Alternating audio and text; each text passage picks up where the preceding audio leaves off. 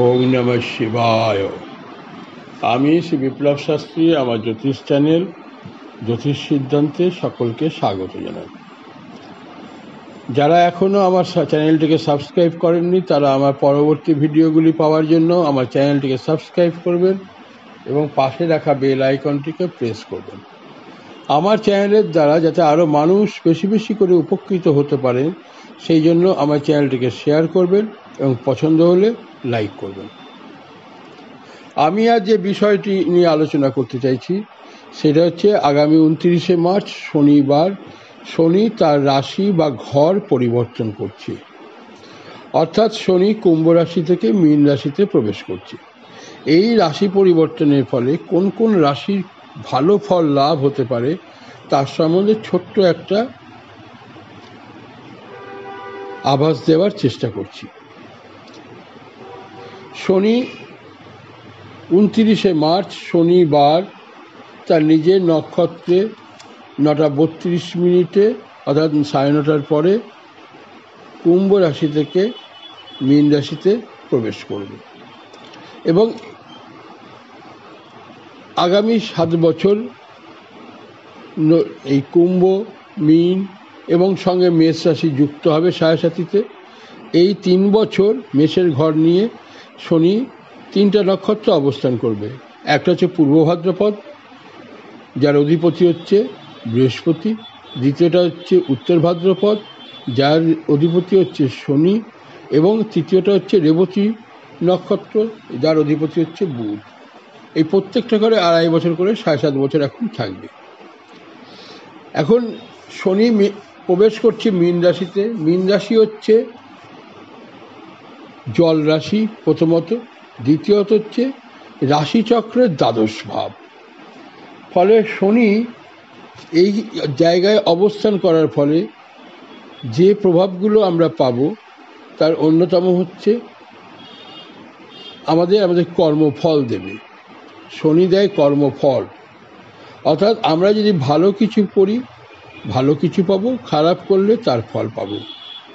এখন শনির এই রাশি পরিবর্তনের ফলে কয়েকটি রাশি যাদের আকস্মিক কিছু ভালো পরিবর্তন যোগ আসতে পারে। এই রাশিগুলো হচ্ছে বৃষ, মিথুন, কন্যা, তুলা, মকর এবং কুম্ভ। এই রাশিগুলোতে এই পরিবর্তনগুলো ঘটবে। আমরা যদি একটু ফলো করে দেখি, বৃষ রাশির অধিপতি এবং তুলা রাশির অধিপতি শুক্র, শনির সঙ্গে মিত্রতার সম্পর্ক। মিথুন রাশির অধিপতি, কন্যা রাশির অধিপতি বুধ, মকর কুম্ভের অধিপতি শনি নিজে স্বয়ং। ফলে এই 6টা রাশিতে ভালো কিছু পাওয়া যাবে। যদি শনি এই সময়কালে যাদের নক্ষত্র সম্পদ নক্ষত্রে, মিত্র নক্ষত্রে বা অতি মিত্র নক্ষত্র অর্থাৎ শনির সাপেক্ষে এইসব নক্ষত্রে যাদের অবস্থান থাকবে নক্ষত্রের, তারা কিন্তু বিশেষ করে ভালো ফল পাবে। কিরম ফল হতে পারে? প্রবলভাবে তাদের কর্মক্ষেত্রে উন্নতি হতে পারে। যারা বেকার তাদের কর্মের যোগ আসতে পারে। পৈতৃক সম্পত্তি লাভ হতে পারে বা পৈতৃক সম্পত্তি বৃদ্ধিপ্রাপ্ত হতে পারে।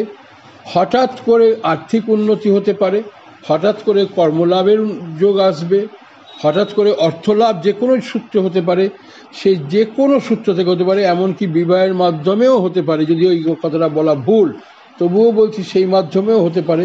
কিন্তু তাদের যে কোনো সূত্রে অর্থলাভ বা যে কোনোভাবে উন্নতি যোগ আসবে এই 5টা রাশিতে। তবে জন্মছকে তার শনির অবস্থানটা ভালোভাবে থাকতে হবে। যদি ভালো থাকে তাহলে ভালো, যদি সমস্যা বহুল থাকে তাহলে তার প্রতিকার করে নেওয়া অবশ্যই ভালো হবে। শনিকে ভালো রাখার জন্য আমাদের যেটা করা ভালো, রাস্তায় যেসব কুকুর আছে, বিশেষ করে কালো কুকুর যারা আছে তাদেরকে খাওয়ানো, যা পাওয়া যায় রুটি, মুড়ি, বিস্কুট, যা পাওয়া যায়, পাউরুটি, যখন যেটা পাওয়া যায় তাদের খাওয়ানো, কাককে খাওয়ানো, পাখিদের খাওয়ানো, এগুলো করা খুব ভালো হবে। আর যে জিনিসটা ভালো হবে সেটা হচ্ছে দক্ষিণাকালী এবং বজরংবলী এই 2 মন্দিরে পুজো দেওয়া। শনি মঙ্গলবার করে দক্ষিণাকালী এবং বজরাঙ্গবলী মন্দিরে বিশেষ করে শনিবার করে পুজো দেওয়া, শিবের পুজো করা, এটা খুব ভালো হবে। এবং গ্রহ নক্ষত্র ছক বিচার করে নিয়ে গ্রহ নক্ষত্রের অবস্থান অনুযায়ী, শনির অবস্থান অনুযায়ী যদি সঠিক কোনো রুদ্রাক্ষ ধারণ করতে পারে তাহলে তারা কিন্তু অবশ্যই ভালো ফল পাবে। আমার এই চ্যানেলের বিষয়ে যদি কারোর কিছু বলার থাকে সে অবশ্যই আমাকে কমেন্ট বক্সে জানাবে, আর না হলে আমার সঙ্গে সে আমার হোয়াটসঅ্যাপ নাম্বারে যোগাযোগ করতে পারে। আমার হোয়াটসঅ্যাপ নাম্বার হলো 9933422376। নমস্কার।